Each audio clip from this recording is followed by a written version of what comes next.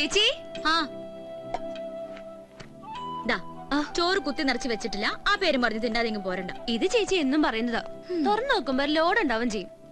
കണ്ടേ, എന്നാ പിന്നെ മൂക്കിത് മൂക്കിന്റെ മേലെ തൊട്ടൂടായിരുന്നോ? നിന്റെ മുഖം തെളിയാത്ത എന്താന്ന് എനിക്കറിയാം.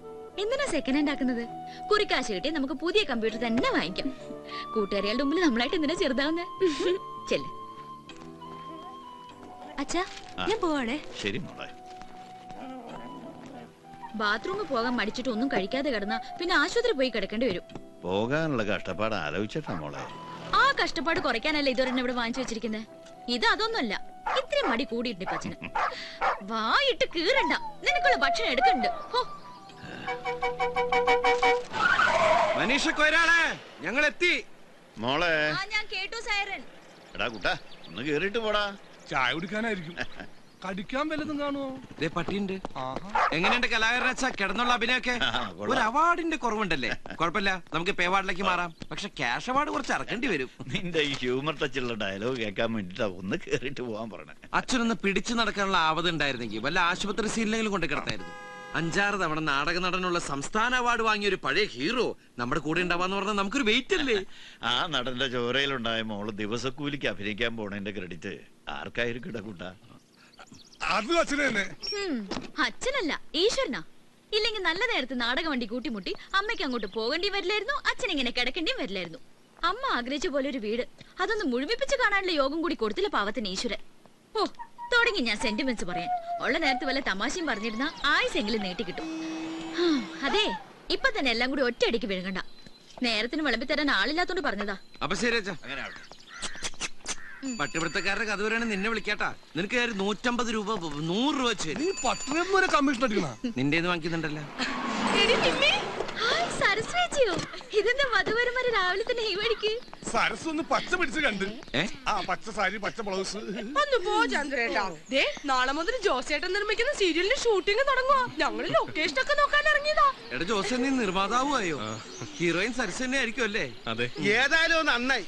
മെഗാ സീരിയൽ ആകുമ്പോ ഷൂട്ടിംഗ് കുടുംബജീവിതത്തോട് ഒന്നിച്ചുകൊണ്ടല്ല. ഭർത്താവ് പ്രൊഡ്യൂസർ ആയതുകൊണ്ട് ഓക്കെ. ഇല്ലെങ്കിൽ ഒന്ന് പ്രസവിക്കാൻ വരെ മിനിമം 10 കൊല്ലെങ്കിലും കാത്തിരിക്കേണ്ടി വരും. അതല്ലേ ഞാൻ സീരിയൽ അഭിനയിക്കാത്തത്. ഓ, പെണ്ണിന്റെ പറച്ചില് കേട്ടാ കെട്ട് കഴിഞ്ഞിട്ട് അതിനു വേണ്ടി മുട്ടി നിക്കുവാന്ന് തോന്നും. കുറച്ചു കാലം കൂലിക്ക് കരയാൻ ഇതേ വണ്ടിയിൽ വന്ന ആളാണ് സരസു. എന്തായാലും നമ്മുടെ ടീമിനൊരു പേര് തന്നെയാ സരസു ഹീറോയിനായത്. അധികം വൈകാതെ ഞാനും അവർക്ക് ഒരു ഹീറോയിനെ കൊയ്റോളെ സീരിയലിലേക്കല്ല സിനിമയിലേക്ക്. നീ ആദ്യം ഇവിടെ നിന്റെ ഹീറോയിനാക്കാൻ നോക്ക്. കൊല്ലം കുറെ ആയാലും രണ്ടും കൂടി ചക്കീം ചങ്കരനുമായിട്ട് നടക്കാൻ തുടങ്ങിയിട്ട്. ഇതാണ് ഈ സീരിയലിന്റെ ഒരു കുഴപ്പം. 1-2 പറഞ്ഞ കല്യാണമായി കരച്ചിലായി. ഇനി ഞാൻ ഇവിടെ നിന്ന് ഡയലോഗ് പറഞ്ഞ് കരഞ്ഞു. അതുകൊണ്ട് ഞങ്ങൾ ഞങ്ങളുടെ കൂട്ടക്കരച്ചിലിന് പോട്ടെ. എല്ലാരും ഇങ്ങോട്ട് ഒയ്യോ, ഞാൻ മറന്നുപോയി. ഞാൻ പണ്ടത്തോർമയിൽ കയറാൻ പോയതാ. അപ്പൊ ഞാൻ പോട്ടെ. പോട്ടെ നിമ്മി. എല്ലാവർക്കും സരസ്വനെ പോലെ പച്ച പിടിക്കട്ടെ. വണ്ടി ഇവിടെന്താ വേറെ ഷൂട്ടിംഗ്? ഇത് ചിലപ്പോ ജോഷ് സാറിന്റെ പടവേക്കുള്ളൂ. ആൻഡ്രോ ജോസഫ് പ്രൊഡക്ഷൻസ്. ഇതെന്താ റോസ്മാനെ വണ്ടി ഇങ്ങോട്ട് തിരിയണത്? ഇത് കോളേജ് അല്ലേ? അതെ, തേവര കോളേജ്. ഇവിടെയാ ലൊക്കേഷൻ. നിന്നോട് ആര് പറഞ്ഞു? Production manager. എന്നിട്ട് അതെന്താ നീ എന്നോട് പറയുന്നേ? അതിനെന്നോട് ചോദിച്ചാ. സീൻ മാറിയെന്നാ തോന്നണേ. തള്ളമാർക്കും തന്നമാർക്കൊക്കെ ഇന്നത്തെ കൂലി കെട്ടവണ ലക്ഷണമുണ്ട്. എന്തായാലും നമ്മുടെ കൂട്ടത്തിലുള്ള കോളേജുമാരന്മാരും കുമാരിമാരൊക്കെ ആണെന്നാണ് ഇറങ്ങിയ. നീ എന്താ ഇറങ്ങാത്ത? ഞാനില്ല, ഇത് രാജു പഠിക്കുന്ന കോളേജാ. ഇവിടെ വായി നോക്കി നിൽക്കാനാണോടാ ഈ പേടകത്തിൽ കയറി ഇങ്ങോട്ട് കെട്ടിയെടുത്തത്? കാലത്തെ തന്നെ ഈ എബ്രഹാം ലിങ്കനെ മൂഡ് ഔട്ടാക്കാതെ ഫ്രെയിമിൽ കയറി വായി നോക്കടാ. അതല്ല ലിംഗ സാറേ, സാർ ഇന്നലെ പറഞ്ഞത് ആശുപത്രിയിലെ വിഷമത്തെ ദുരിതത്തിന്റെ കണ്ടിന്യൂറ്റി ആണെന്നല്ലേ? എന്നാ ആ കണ്ടിന്യൂറ്റി മാറി കോളേജിൽ വില്ലന്റെ ഇൻട്രഡക്ഷൻ ആക്കി. എന്താ നിന്നെ പോലെ കൂലിക്ക് ഞണ്ണാൻ വരുന്ന ഊച്ചാളികളോട് ഇതൊക്കെ നേരത്തെ ചാർട്ട് ചെയ്ത് ബോധിപ്പിച്ചാലേ നീയൊക്കെ പണിയെടുക്കൂ. പോടെ ഞാഞ്ഞോള് കവള. എന്ത് എടാ, ആളെ ഒരുമാതിരി ആക്കി സംസാരിച്ചാലുണ്ടല്ലോ കെട്ടിക്കും ഞാൻ. ഈ പ്രൊഡക്ഷൻ കൺട്രോളർ എബ്രഹാം ലിംഗം വിചാരിച്ചാൽ ജൂനിയർ ആർട്ടിസ്റ്റുകൾ 10,000 വേറെ വരും. ഹായ് നിമ്മി. ഹായ് ദിവ്യ. ഹായ്. കുരുത്തം കെട്ട തള്ളേ, നിങ്ങളോട് ഞാൻ ഹായ് പറഞ്ഞോ? എന്താടോ ഇത്? ഇവിടെയാണ് ഷൂട്ടിംഗ് നടക്കണേ. അവിടെയല്ലേ? വേഗം ഒന്ന് ബാക്ക്ഗ്രൗണ്ടിൽ നിന്ന് അങ്ങോട്ടല്ല ഇങ്ങോട്ട്. രമേശ, ഈ കുട്ടി കൊള്ളാം. ഇവിടെ ഹീറോയിന്റെ കൂടെ നിർത്തി.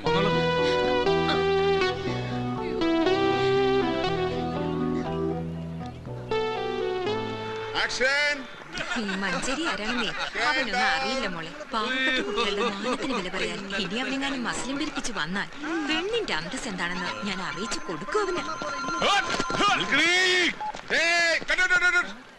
ആരാ കൂട്ടത്തിൽ കിളവൻ കോളേജ് നിന്നെ കണ്ട ഏജ് ഫീൽ ചെയ്യുന്നുണ്ട്. അയാളല്ല താൻ തന്നെ വരേ ഷർട്ട് എനിക്ക് പ്രായം കുറവാണ് സാർ. ഡേറ്റ് ഓഫ് ബർത്ത് കാണിക്കാം സാർ. ഒന്ന് മാറ്റി നിർത്തണോ അയാളെ? തന്നോടല്ല മാറിക്കാൻ പറഞ്ഞേ. ഞാൻ ചുള്ളാണ് സാർ, ചെറുപ്പക്കാരനാണ് സാർ. അത് വയറ് കണ്ടാ പറയത്തില്ലല്ലോ. വയറ് പൊട്ടിച്ചല്ല. വയറകത്തേക്ക് പിടിച്ചോ ബാക്ക് പുറത്തേക്ക് തള്ളിയില്ലേ? ഈ വയറകത്തേക്ക് പിടിക്കുമ്പോ ബാക്ക് പുറത്തേക്ക് തള്ളുന്ന ഒരു രോഗമാണ്. അതിനുള്ള ചികിത്സ ഞാൻ ബാക്കിൽ തരാം. ബാക്കിൽ എവിടെയെങ്കിലും പോയി പാസ്റ്റിങ്ങിന് നിൽക്കണോ? ഞാൻ എവിടെ വേറെ നിന്നോളാം. പക്ഷേ സിനിമന്റെ ചോറ അത് ഞാൻ ഉണ്ടട്ടേ പോകൂ.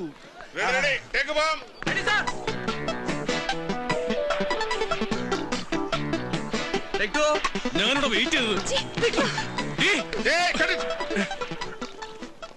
കുറെ നേരമായല്ലോ കുട്ടി ഫ്രെയിമിൽ നിന്ന് വിളിച്ചു കളിക്കുന്നു. ഞാൻ തന്നോട് പറഞ്ഞല്ലേ ഹീറോയിന്റെ കൂടെ ആർട്ടിസ്റ്റ് നിർത്തിയാൽ മതിയെന്ന്. കണ്ട ജൂനിയർ ആർട്ടിസ്റ്റിനെ വിളിച്ചു നിർത്തി ഫിലിം കളയാനായിട്ട്. ഒന്ന് നേരെ നിൽക്കാൻ പറയൂ. പാടി ഇവളുടെ ഒരു കാര്യം. രാജി നിൽക്കടി, കുറച്ചേരം കൂടി കാണാടി, നല്ല രസമുണ്ട്. എനിക്ക് വലിയ രസം തോന്നുന്നു. എന്താ പെട്ടെന്ന് ഡള്ളായത്? ഒന്നും രാജി ഇവിടെ വന്നപ്പോഴാ അറിഞ്ഞത് മോളുടെ കോളേജിലെ ഷൂട്ടിംഗ്. ഞാൻ പോവാൻ പോയതാ, പക്ഷെ പറ്റിയില്ല. എത്രയായാലും ഇത് ജോലിയായി പോയില്ലേ. മോൾക്ക് വിഷമായില്ലേ? സോറി. ഇതാണോ നിന്റെ കൊസ്രാക്കൊള്ളി ഗ്യാങ്? ചേച്ചിയെ കൂടി ഒന്ന് പരിചയപ്പെടുത്തി താടി. ആരാ അത്? രാജയുടെ ചേച്ചിയാ? അത് ചേച്ചിയാ, വകയിലൊരു ചേച്ചി.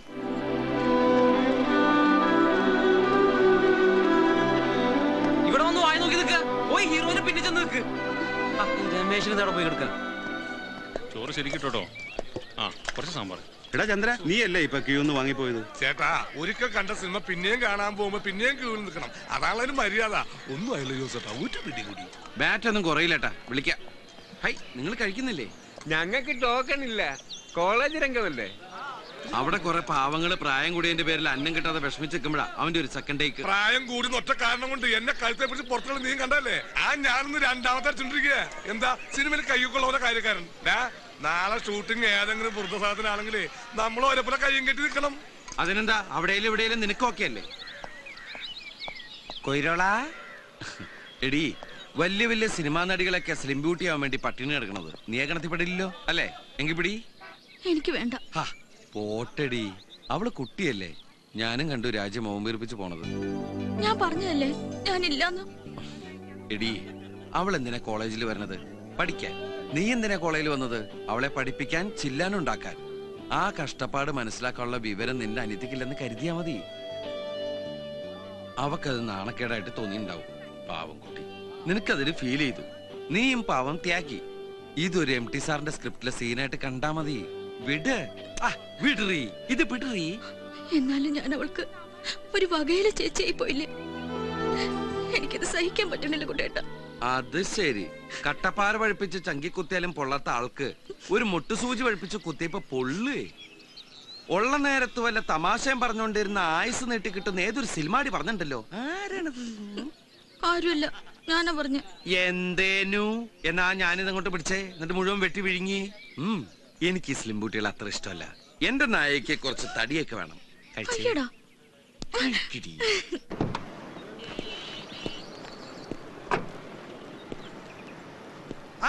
എക്സ്ക്യൂസ് മീ, ജൂനിയർ ഡിസപ്ലയർ മിസ്റ്റർ ആനന്ദക്കുട്ടൻ. എന്തേനു? കളപ്പുരക്കൽ രാഘവമേനോൻ മകൻ ആനന്ദക്കുട്ടനല്ലേ? അല്ല, ഒന്ന് കൺഫേം ചെയ്താ. ഞാൻ Zubair. I am from global India travels. ഞാൻ അതിന്റെ റീജിയണൽ മാനേജറാണ്. നിങ്ങളുടെ റിലേറ്റീവ്സ് ആരെങ്കിലും ജർമ്മനിയിലുണ്ടോ? അങ്ങനെ ചോദിച്ചാ അമ്മ പണ്ട് അച്ഛനായിട്ട് പിണങ്ങിട്ട് നേരെ ജർമ്മനിലേക്കാ പോയത്. അവിടെ നേഴ്സാണെന്നാ കേട്ട് കേൾവി. അവര് 3 മാസം മുമ്പ് അവിടെ വെച്ച് മരിച്ചു. അത് ശരി. അപ്പൊ അതും തീരുമാനമായി. എന്ത്? അല്ല, പറഞ്ഞു മറിയുകയും ചെയ്യാതെ അതും തീർന്നു കിട്ടി. I am sorry. ആ വിവരം ഞാൻ അറിഞ്ഞു കാണുന്നു വിചാരിച്ചു. അത് പോട്ടെ സാറേ, അറിഞ്ഞാലും അറിഞ്ഞില്ലേ ഒരേപോലെ തന്നെ. അതിലൊരു ബ്രദറുടെ കാര്യം അറിയാമോ? ബ്രദർ ആണോ സിസ്റ്റർ ആണെന്നൊന്നും എനിക്ക് അറിഞ്ഞൂടാ. ഇവിടുന്ന് പോകുമ്പോ അമ്മ ഗർഭിണിയായിരുന്നു എന്നാ കേട്ടത്. ഇതൊക്കെ എനിക്ക് 3-4 വയസ്സുള്ളപ്പോ നടന്ന കഥകളാ. അതുകൊണ്ട് തന്നെ ഫ്ലാഷ് ബാക്ക് മൊത്തം എനിക്കൊരു കേട്ടുകേൾവിയാ. എന്ത് തന്നെയായാലും നിങ്ങൾക്ക് അവിടെ ഒരു ബ്രദർ ഉണ്ട്, ആകാശ് മേനോൻ. ആര്? ആകാശ് മേനോൻ. അയാൾ നാട്ടിലേക്ക് വരുന്നുണ്ട്, നിങ്ങളുടെ അടുത്തേക്ക്. അമ്മ ജർമ്മനിയിൽ സെറ്റിൽ ചെയ്തോണ്ടാവും. അയാളുടെ പാസ്പോർട്ട് ജർമ്മൻ സിറ്റിസന്റേതാ. അയാൾ ഇതിനു മുമ്പ് ഇന്ത്യയിൽ വന്നിട്ടുമില്ല. അതുകൊണ്ട് ചേട്ടൻ എന്ന നിലയ്ക്ക് അയാളെ സ്വീകരിക്കാൻ താല്പര്യം ഉണ്ടോന്നും ഉണ്ടെങ്കിൽ താങ്കളുടെ ബാക്ക്ഗ്രൗണ്ട് അറിയിക്കാനും പറഞ്ഞ് ഞങ്ങളുടെ ജർമ്മനിയിലുള്ള ബ്രാഞ്ച് ഓഫീസിൽ നിന്ന് ഫാക്സ് വന്നിരുന്നു. അല്ല, ആ കക്ഷി ഇപ്പോ ഇവിടേക്ക് എന്തിനാ വരുന്നത്? അതൊന്നും എനിക്കറിയില്ല. താങ്കൾ സ്വീകരിക്കാൻ തയ്യാറുണ്ടോന്ന് അറിയാനേ ഫാക്സിലുള്ളൂ. ആലോചിച്ചിട്ട് ആ വിവരം എന്റെ ഓഫീസിൽ ഒന്ന് അറിയിക്കണം. അല്ലെങ്കിൽ എന്റെ മൊബൈലിൽ വിളിച്ചാൽ മതി. ശരി. ഇതിലെന്താ ഇത്ര ആലോചിക്കാൻ? എടാ സ്പോട്ടിൽ തന്നെ അയാളോട് പറയണ്ടേ ഐ ആം റെഡി. അതിന് ഞാൻ നിന്നെ പോലെ വിട്ടി കുഷ്മാണ്ടല്ലോ. എടാ, ഇങ്ങനെ ഒരാള് ജീവിച്ചിരിപ്പുണ്ടെന്ന് ഇത്രയും കാലം ഈ അമ്മയമ്മന് ഓർത്തില്ലല്ലോ. ഒരു ചില്ലിക്കാശിന്റെ ഗുണം എനിക്കുണ്ടായിട്ടില്ല. ഇപ്പൊ അമ്മ മരിച്ചപ്പോ ഈ അനിയ സാഹിബിന് പെട്ടെന്ന് ഇങ്ങനെ ചേട്ടനോട് സ്നേഹം തോന്നാൻ എന്താ കാരണം? അത് അറിഞ്ഞിട്ട് മതി സ്വീകരിക്കണോ വേണ്ടേന്ന്. അപ്പൊ നീയാണ് ഈ ലോകത്തിലെ ഏറ്റവും വലിയ വിട്ടി കുഷ്മാണ്ടം. എടാ, നീ ഇപ്പൊ പറഞ്ഞില്ലേ ചില്ലിക്കാശിന്റെ ഗുണം ഉണ്ടായിട്ടില്ലെന്ന്. ആ ഡയലോഗ് അവൻ അവിടെ കിട്ടി നിന്റെ അനിയ സാഹിബിന്. ഈ രക്തബന്ധങ്ങൾ തമ്മിൽ അങ്ങോട്ടും ഇങ്ങോട്ടും നടത്തുന്ന ഒരു ടെലിഗ്രാം പ്രോഗ്രാം പോലത്തെ സാധനം ഉണ്ടല്ലോ, അതിന് പേരെന്താ? ഈ എലിപ്പനി എന്നൊക്കെ പറയുന്ന പോലെ. എന്താ അലോപ്പതികളാവട്ടെ, അതാണ് ഇവിടെ സംഭവിച്ചത്.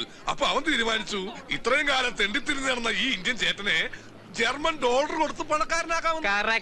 അതല്ലെങ്കിൽ ഇതേ ജർമ്മനിൽ നിന്ന് ഫ്ലൈറ്റ് കയറി എത്ര പേര് നമ്മുടെ മഹാരാജ്യത്തേക്ക് വരുന്നു. അവരൊക്കെ അവിടുത്തെ ഓഫീസിൽ നിന്ന് ഇവിടുത്തെ ഓഫീസിലേക്ക് ഫാക്സ് ചെയ്തിട്ടാ വരിക. ഏത് പച്ചക്കറി ഫ്ലൈറ്റ് കയറിയിരുന്നാലും അവരിവിടെ കൊണ്ട് തട്ടും. അവനെ പറ്റി അയാളെന്ത് പറഞ്ഞല്ലോ, ഒരു വാച്ചിന്റെ പേര് വെച്ചിട്ട് ജർമ്മൻ സിറ്റിസൺ.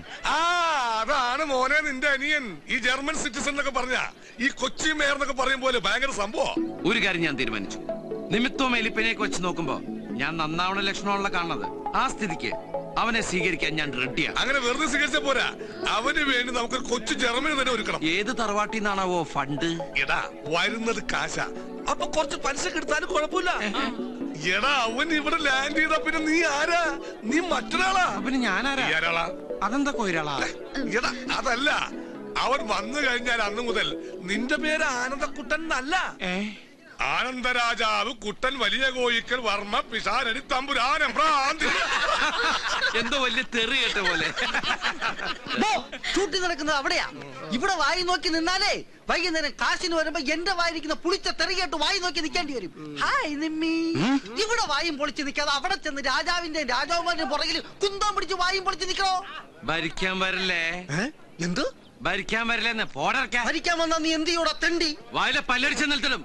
ഉദാഹരണം കണ്ട ചെവിട്ടിലെ ആന്റിനെ ഫിറ്റ് ചെയ്ത് ഇങ്ങനെ കറങ്ങി നടക്കുന്ന തെണ്ടി. നീ ആരടാ? സാറ്റലൈറ്റാ? ഒരൊറ്റ ചവിട്ടിന് ഞാൻ നിന്റെ ഡിഷ് പുറത്തെടുത്ത് ഇന്നത്തോടെ നിർത്തുന്ന നിന്റെ സംപ്രേഷണം. പന്നി. നീ എബ്രാലിംഗിനാണ്, ഞാൻ ബുഷടാ. പ്രൊഡക്ഷൻ കൺട്രോളറെ, നീ ഞങ്ങളെ കുറിച്ച് എന്താണ് പറഞ്ഞത്? കൂലിക്ക് ഞന്നാൻ വന്ന ഊച്ചാലുകളെന്നല്ലേ? എന്നാ കേട്ടോടാ, നാളെ ഞങ്ങൾ ഞണ്ടനെ നിർത്തി. നിന്റെ മോക്ക് കൊണ്ട് ഞാൻ ദൃഷ്ടി എന്ന് പാറപ്പുറത്ത് എഴുതിക്കൂടാ. അതിനുവേണ്ടി ജർമ്മനിയിൽ നിന്ന് പണമായിട്ട് വരുന്ന എന്റെ അനിയനെ കൊന്നിട്ടാണെങ്കിലും ശരി ഞാൻ പണം പ്രൊഡ്യൂസ് ചെയ്യൂടാ. എന്നിട്ട് ആ പടത്തിന്റെ പേര് ജൂനിയർ ആർട്ടിസ്റ്റ് ആണ് താരം എന്നിടൂടാ. കേട്ടോടാ ലിംഗോദര. ഇനി ഞാൻ ഡയലോഗ് പറഞ്ഞ നീ കരഞ്ഞു. അതുകൊണ്ട് ഈ കുന്തോർത്ത് നിന്റെ അണ്ണാക്കി കുത്തി കെറ്റി ഈ കിരീടം എടുത്ത് വെച്ചിട്ട് രാജാവിന്റെ വായി നോക്കിക്കടാ.